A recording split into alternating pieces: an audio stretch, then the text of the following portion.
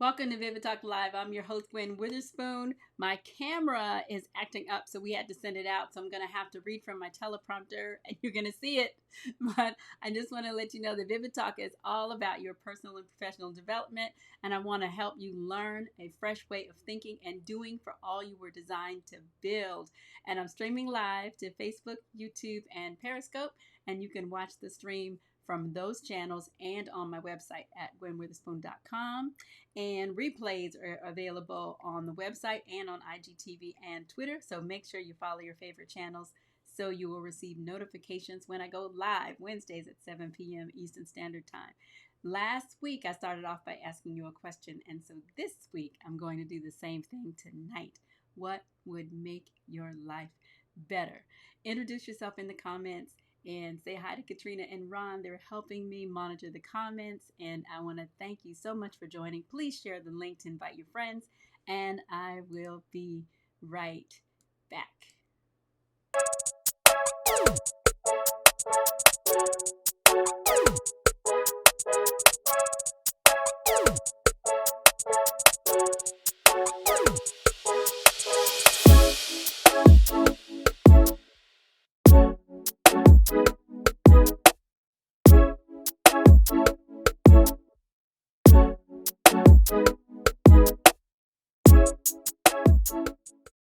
This is so funny. I'm going to have to get used to my new setup here. We're creatures of habit. It's so easy to fall into a cycle.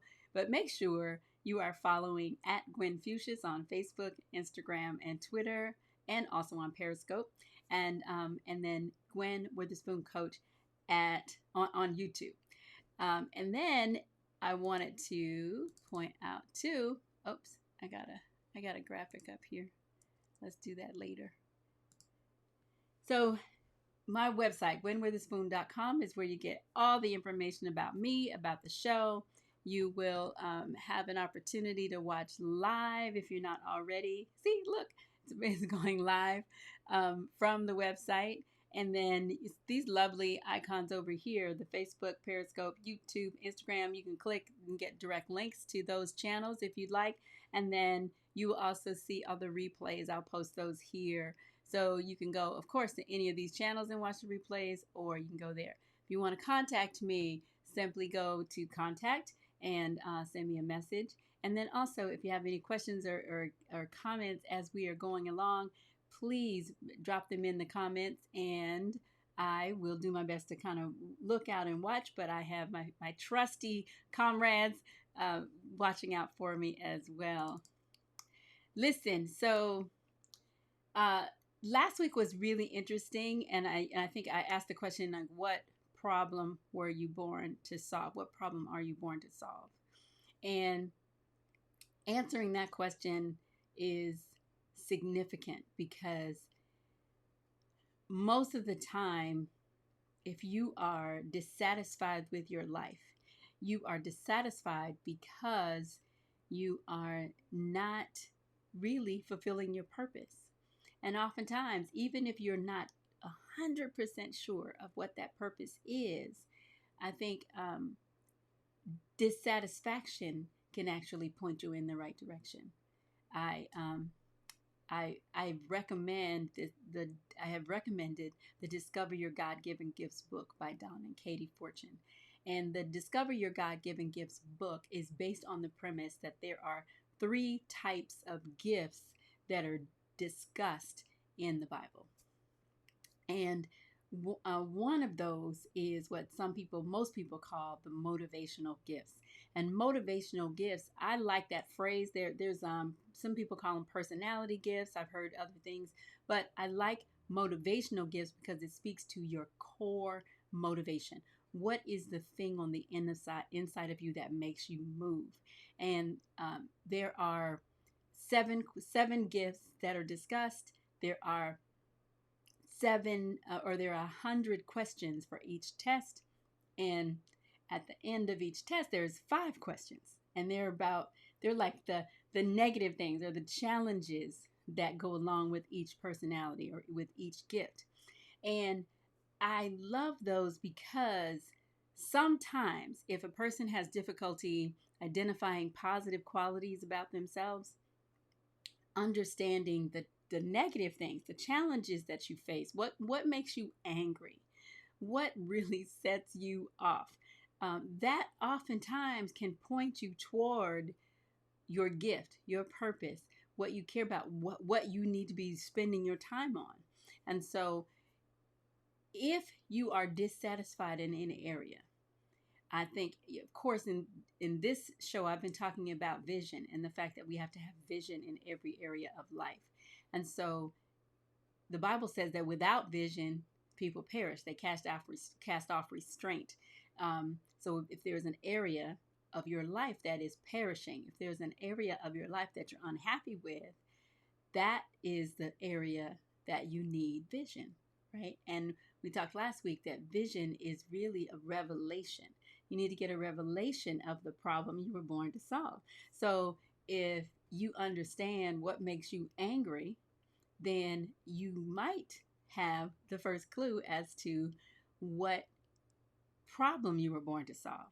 You may have, and so once you get that revelation, that gives life meaning and purpose. So oftentimes, again, if you are dissatisfied, and that's why I always say, what would make your life better?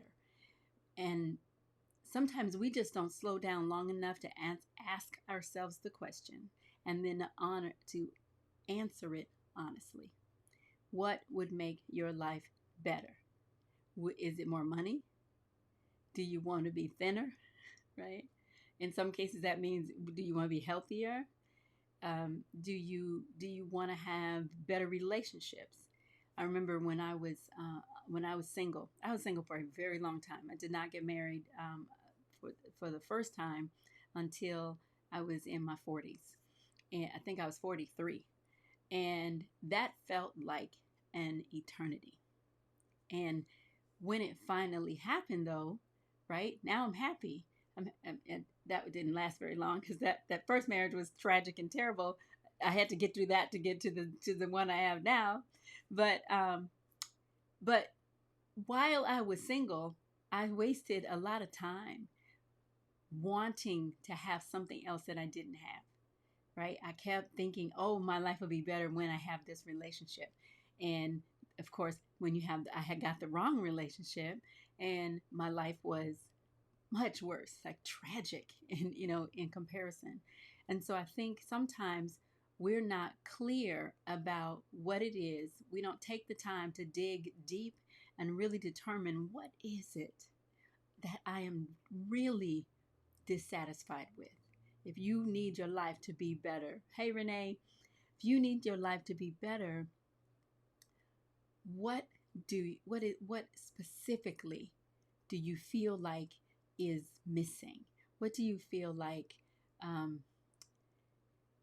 What is the real problem?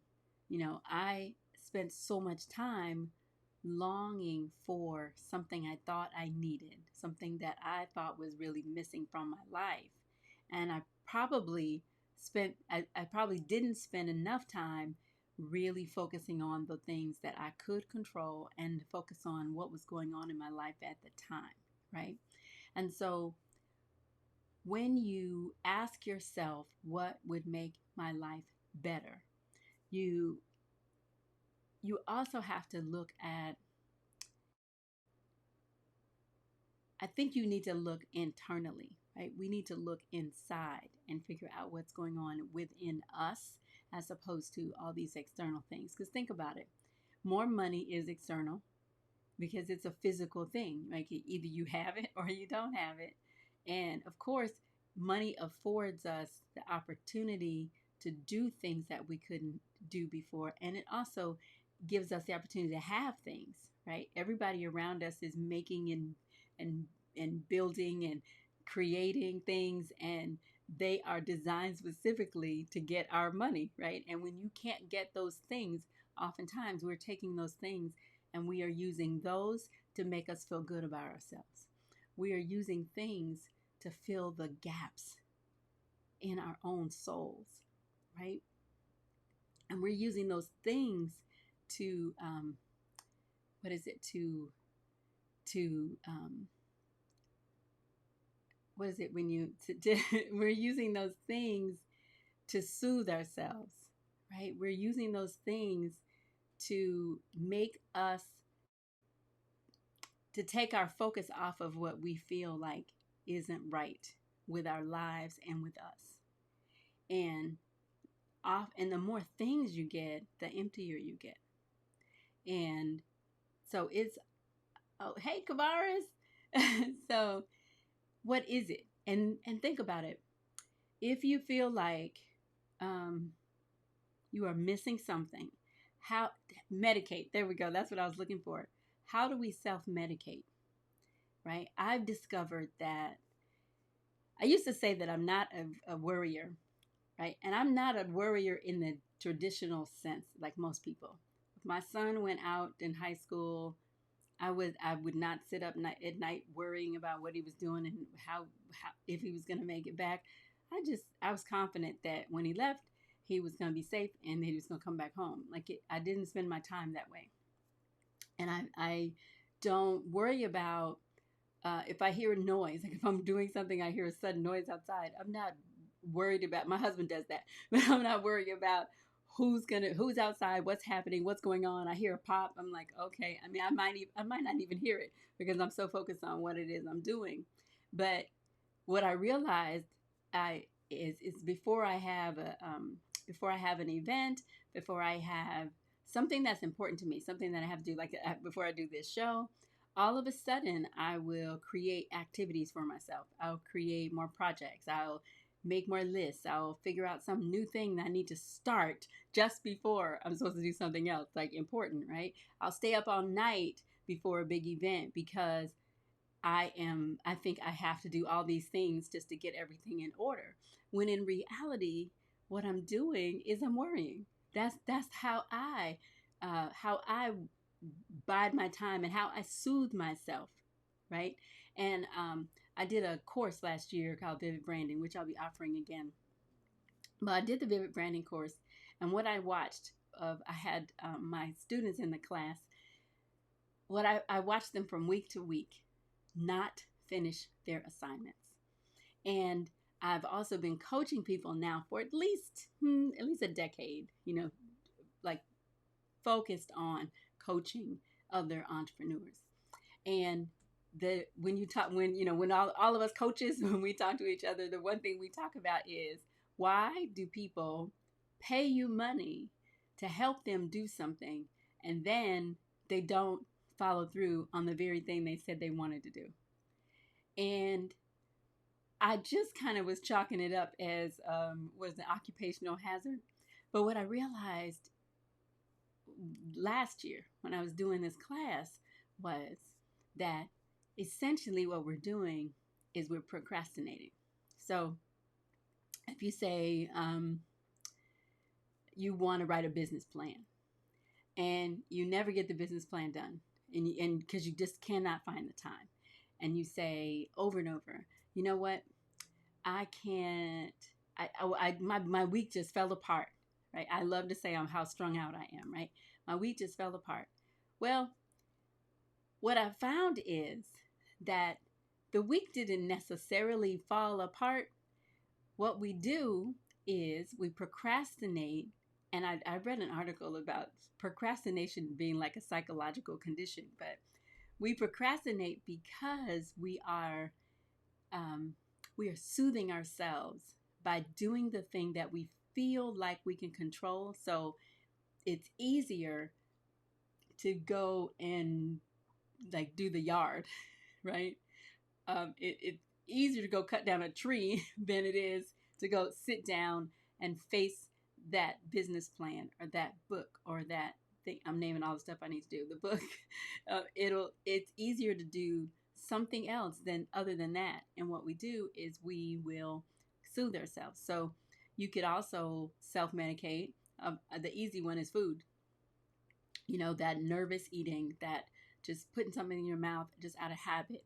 And what we're doing, just like babies, babies have to learn how to suck their thumb to calm themselves down. That's what we're doing as adults. We're learning how to soothe ourselves and to cover up whatever it is we think we are missing when we think we are not enough, when we think we don't have enough. So when you answer the question, what would make your life better? I want you to look deep inside and just say, and identify, do you feel like you are enough? Do you feel like you have enough? Do you feel like you are doing enough? It's so living life is really about what you have. It's about who you are, what you have, and what you do. And we have to learn how to identify honestly exactly where we are. Because most of us, we want things to be different, but we never take the time to identify exactly how. And so I looked, when I was thinking about this, I'm all about action. What is it can you do? What is it, um, what do you need to do to take the next step? And if you are making incremental improvements and you're moving forward, that's success. And what we often want is some big giant breakthrough, right? We want some major shift. When my son, I raised him, I was a single mom. I raised Aaron by myself for 18 years, and with my family, my parents and my siblings and everybody helped, but I was the only parent. And so we always had a raggedy car. Always. The classic. I had two of them that stick out in my brain. One was a yellow Maverick, and it had a rust hole on the front hood, and it didn't have heat. So in the winter, and it didn't like to start. We were living in Alaska. It did not like to start in the morning because it was too cold. So I either had to put my mother's perfectly good car out in the snow and put my car in the garage if I knew I had to get out early in the morning, or it had to sit until noon. Just cracked me up thinking about it. It had to sit until noon in order for it to be warm enough for the engine to actually start. So this car was horrible. Then, and I remember seeing my cute little chunky baby all wrapped up in all this stuff, and he's sitting back there and those little cheeks are red and you could see his breath, and it was miserable because it was tragic every time I had to get in that car. Then I had a Subaru station wagon. In the Subaru station wagon, the right door had rusted shut, and so in order for my son, to get in the car in the front seat in the passenger side, he had to go through the back, come through the middle, and jump on the other side. Then we finally got this brand new car, and I can't remember it. It was a Nissan, and I remember when we drove it off the lot. It was nighttime, and we went down the inlet in Alaska, and we played like our favorite music. And my son took the seat and just moved it back.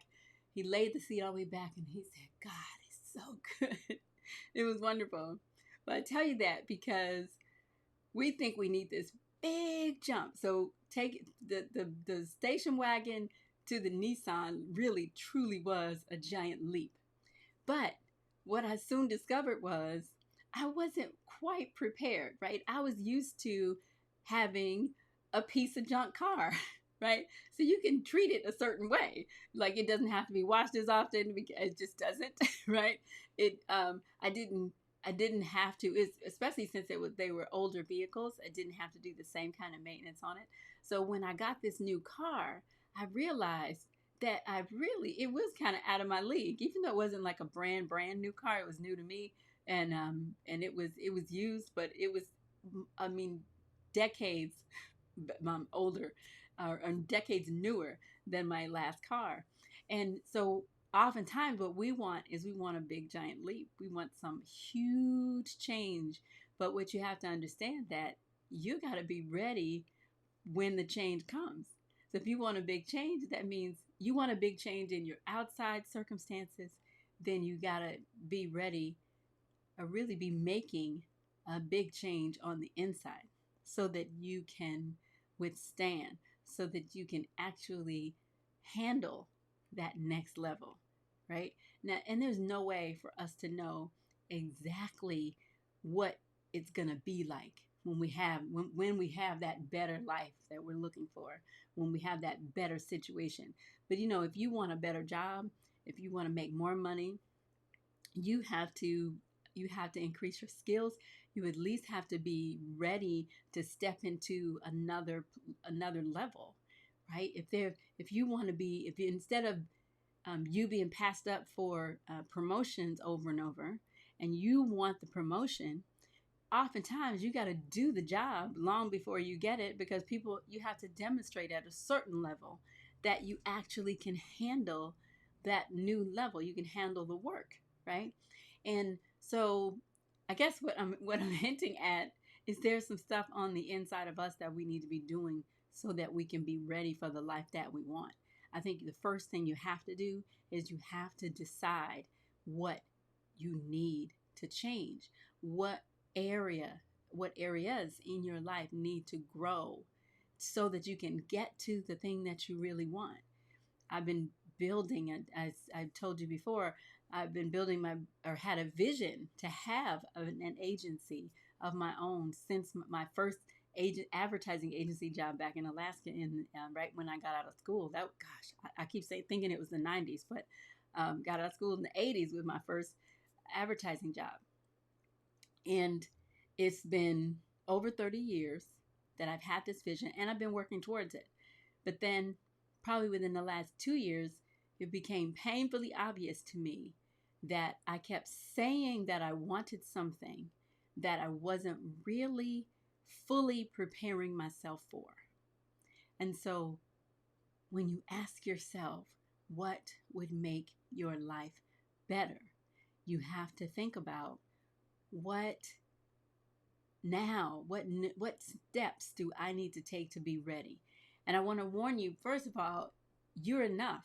You are ready already, because you've been destined for this thing. Whatever is in your heart, oftentimes that's divine.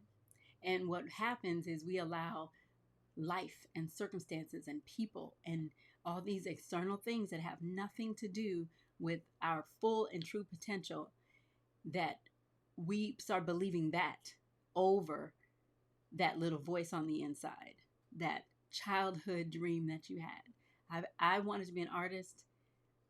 I just can't even remember a time where I didn't. Like, as a child, I just automatically. And I grew up, went to college, and then I convinced myself, even though I was doing the thing I said I wanted to do, I convinced myself that I was not capable of doing it. And so what we have to do is we've got to be honest about where we are, what we really want. And I think too, you won't identify the thing that you really want because you're afraid you can't have it.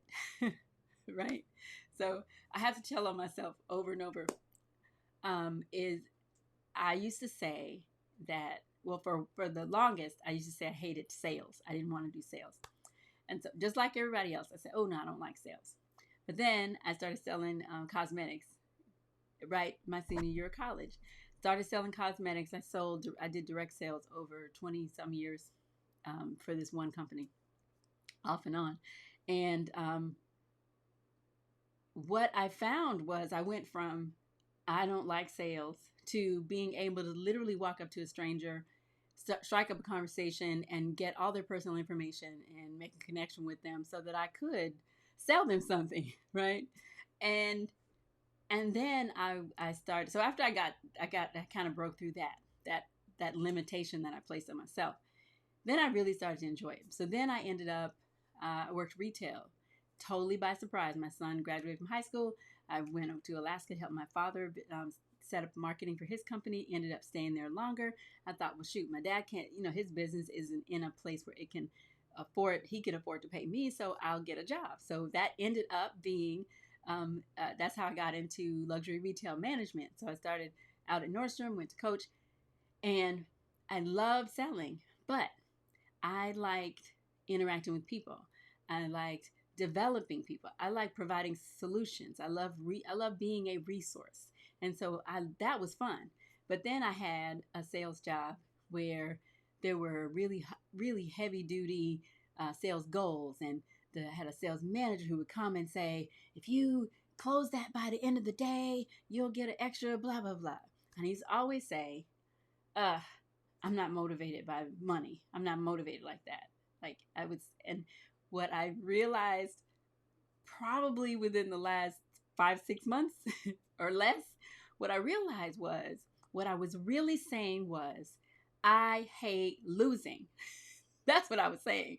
And because I hated losing, if I didn't feel like there was a great likelihood that I could win, then I didn't want to play. I didn't want to step into the arena. And I think many of us are doing that. Are you willing to step into the arena, or have you been making up excuses and comforting yourself just with lies, to be really honest? Because I was lying to myself saying, I'm not motivated by money. You can't. It was like I was above. You cannot get dangle an incentive in front of me that's going to be big enough for me to jump through hoops. That was my attitude. And the reality was, I didn't want to lose. Like, if there's a big, like, I'm doing something now, another one of the companies I represent, they are offering like a car, some fancy car, Mercedes or something, for free. So, I don't care. But I have to be honest and say the only reason I don't care is because it's too many people involved in this. So the likelihood of me winning is not going to be very much. So I don't even want to do it. If I can't win, I don't want to go. Right. So that's liberating for me to be able to say, look, if I can't win, I'm not going to do it. Rather than to tell myself a lie and everyone around me that, I'm not motivated like that. Like, I'm so above it that you can't. I motivate myself. I compete against myself. And that's true, but it's also a lie, because the only reason I wasn't is because I was afraid that I would lose. And so, what are you doing? What's going on in your life? What's the lie you tell yourself? Right? What's the lie you tell yourself that keeps you from facing whatever it is you feel like is not where it should be in your life, or where you want it to be?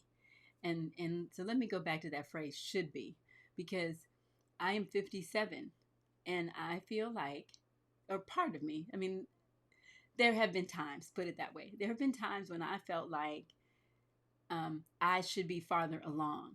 Like, right? Like, how is it that I've had this business vision since the 80s and 90s, and I really feel like I'm just stepping into it? And so you can waste a whole bunch of time talking about what you should be doing, where you should be, because how do you know where you should be, right? The vision is yet for an appointed time, and it says it won't be behind a single day, and it says to wait for it. So if the vision is yet for an appointed time and you haven't gotten to it yet, how can you say to yourself that I should be somewhere else? Right? It's a ridiculous notion. It's yet another lie we tell ourselves. And so, again, I just want to drive this point home. What would make your life better? And I present to you that the first thing you have to do is honestly answer that question. And you have to understand that you have the ability to do everything, that every idea, every dream, it's possible for you, and that you don't have to be afraid to face it. You don't have to be afraid of the answer, right? That you really can, you can identify it, and you can face it. You don't have to hide from it. And you don't have to comfort yourself with anything other than becoming everything that you were designed to become. Last week we talked about having an assignment. And so if you think about the thing that you desire as an assignment that you are expected to complete, and rather than an opportunity that you get to enjoy, maybe you will face your life a little differently. And I think that's when we start eliminating all the excuses. I think about training. High school, I ran track. I love long distance running, up to a certain distance. I don't know if I'll ever do a marathon, but I do. I have done. I like a 10K. I could hit that and be pretty good. I'd done a 10 miler, and I just was angry with myself by the time I got to the finish line. But so I like long distance more than anything. I will walk and enjoy that, but I really like to run. So I would do these 10-mile runs, and when it was track season, we would come in and do our wind sprints, and we do that 30-minute warm up, and then we go out, we do our intervals, and then we would go and do 10-mile runs through the woods, in the snow, rain or shine, and I was so focused. And so when you are in training, everything in your life is centered around that training and around that end goal that you're preparing for. And so once you identify what problem you were born to solve, once you get a revelation of that one problem, then every area of your life, that really becomes the vision of your life. Every area you can then apply that to, and then you have to make a decision then that you are going to go into training, that you are going to submit yourself to your own training. It's training your inner world, right? I have a whole program and teaching around that. That's one of my books I need to finish. So, oh wait, I got an assignment. I just remembered. Katrina's like, "Yep, and it's due in such 2 months," right? But we have to make a decision that we're going to put ourselves into training, and that training is to deal with our own habits, because we have all fallen into a cycle and a rut of comforting ourselves, self-medicating ourselves in some in very unhealthy ways. Like you may have a secret alcohol addiction. You may have a secret drug addiction. But all of those things, you may have a secret food addiction, right? We all have those, like what do they call it? Guilty pleasures. But guilty pleasures are really a trap, because how pleasant is it to lose control of yourself? How pleasant is that? So it's not pleasant. It is destructive. And you have the control over every area of your own life. You really do. And every area of your life really can be better. You don't have to live with any circumstance that's contrary to your own joy, you living out your life with purpose. Oh, yeah, I do have several bestsellers in the work. They're coming. It's coming. But yeah, you have the ability to change everything everything that concerns you.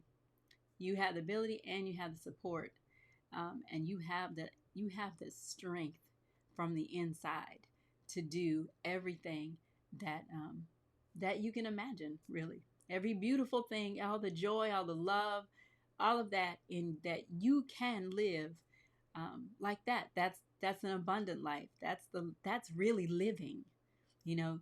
And I talked about actions. There are 3 actions that we need to cultivate. One is appreciating. How many times have you allowed some negative word? How many times have you complained about the situation instead of doing something about it, or instead of looking for the silver lining, looking for the blessing in the middle of the situation. This has been from March to now, right? We are the world, we're in a tailspin that we never really could have fully imagined. No matter how many times we heard the people say, people warn that something like this could happen, there's no way for us to understand all of the things, all the dynamics that would be happening all at once. And all of just the complete upheaval of our lives and our livelihoods. And it still boggles my mind, even though we've been in it for a while now. But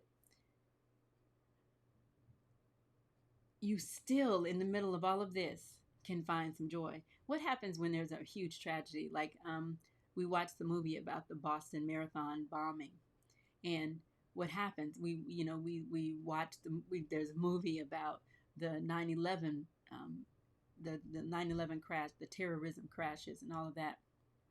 And so, but what happens to those cities? What happens to people when they go through these horrific tragedies? Oftentimes, the next thing we hear is the stories of how they are triumphing, how they are making a determination that they are not going to be defined by that situation, that they are not going to live in terror, that they make a decision. We are strong. Boston strong, right?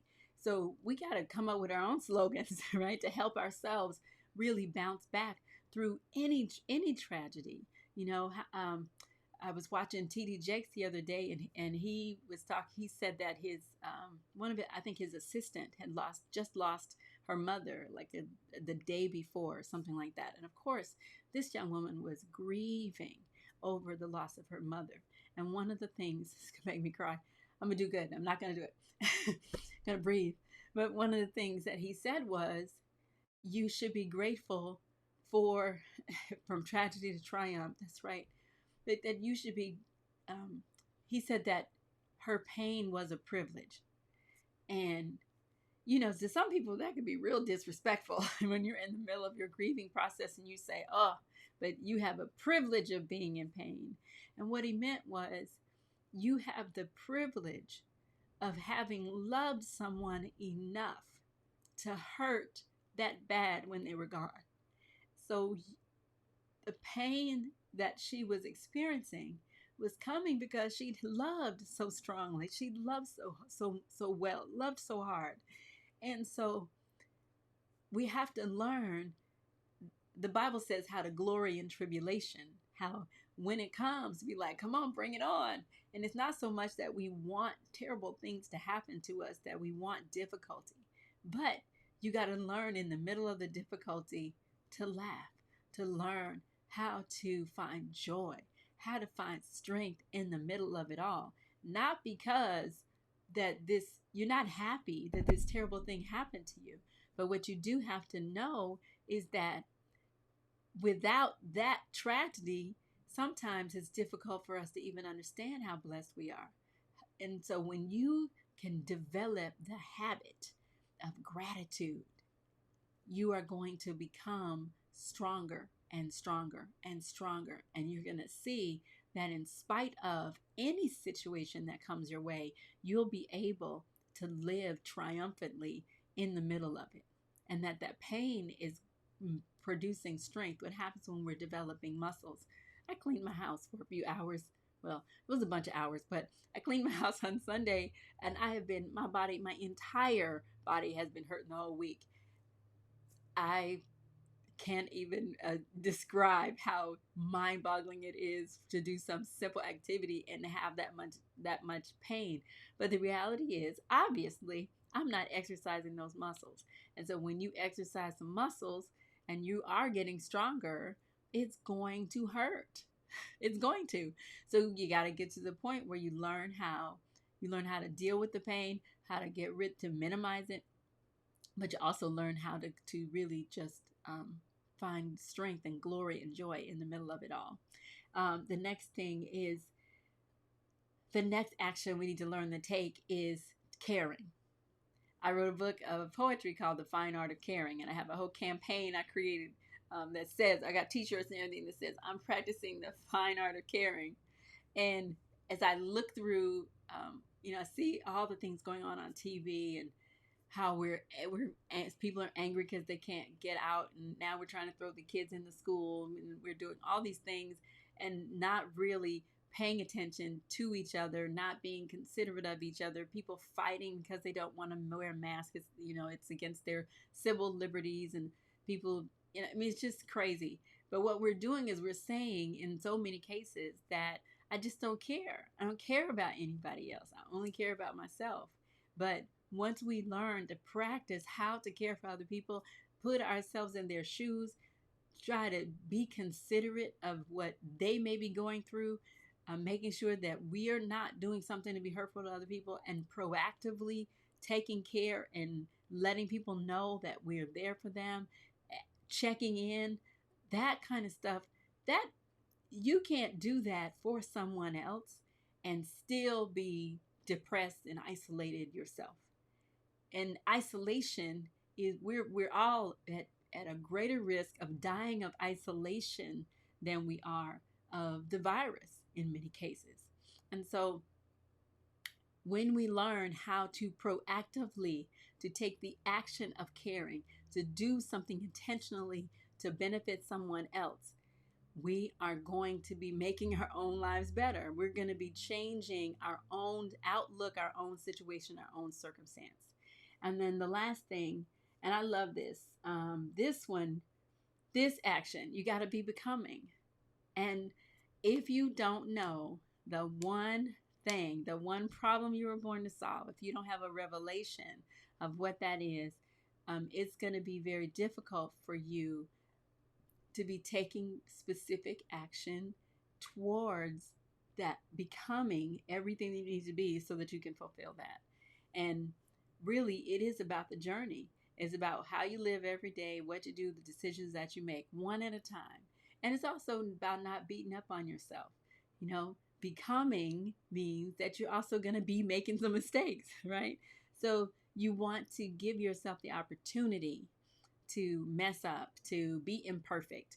And I've said before that I went to college and compared myself. I was a freshman and never been in a college situation, obviously. I was comparing my work, and this is how I convinced myself that I wasn't talented as an artist. I was comparing my work to graduate students. Ridiculous. But we all do it. We see someone else who is fully developed in our minds in the thing that we want to do. And then we compare where we are to them, and we say, I'm not enough. Oh, I don't do it like that. I'm not like them. They're so much better. I should just give it up. And the reality is that you are going to be bad at it when you start. You're going to be terrible. If there's something new, some of us, we're blessed to be talented and gifted, and we can step out and do something. And people will say, oh my gosh, that's great. But you're still terrible at it because you still don't really know what you're doing. You may have some natural gifting, but you still can't be skillful about it because you're new at it. You don't understand. You haven't tried and tested. You haven't been in situations. We can run drills, and drills help us, and we can learn from other people's mistakes, but we still have to actually physically go do something ourselves to really understand. Oh yeah, okay, so that's how that makes sense.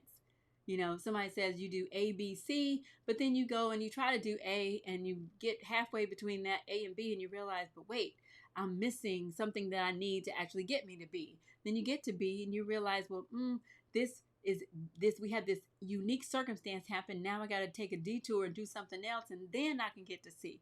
But you won't know that. You won't know what potential pitfalls that you might run into until you actually go do something. Just because somebody else did it this way doesn't mean it's actually going to work exactly that way for you. And just because you did it the last time this way and it worked doesn't mean it's going to work again. And what we do is we want to get some success, and then we just want to keep repeating that success over and over again without any effort, without any energy, no change, no opposition. But that's not really how life is. And so becoming is about facing opposition and just coming out stronger and learning more. I feel like now I do feel like I'm just getting started, but at the same time, I've been in the game long enough. Now I feel like you really can't throw too much at me that I can't handle.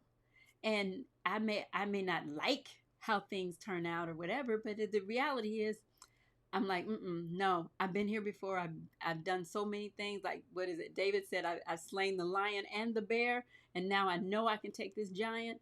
And so I want you to ask yourself, what would make your life better? And I think the next question you might want to ask yourself is, what giant do you need to face? And the giant may be something that you made up in your own mind and heart, but you know what? That doesn't make it any less a giant because you believe it is. So until you decide to face it and look at and face it squarely in the face and be honest with yourself to identify it, it'll continue to overtake you, and you'll live unnecessarily without the joy that you deserve. So that's all I got tonight. And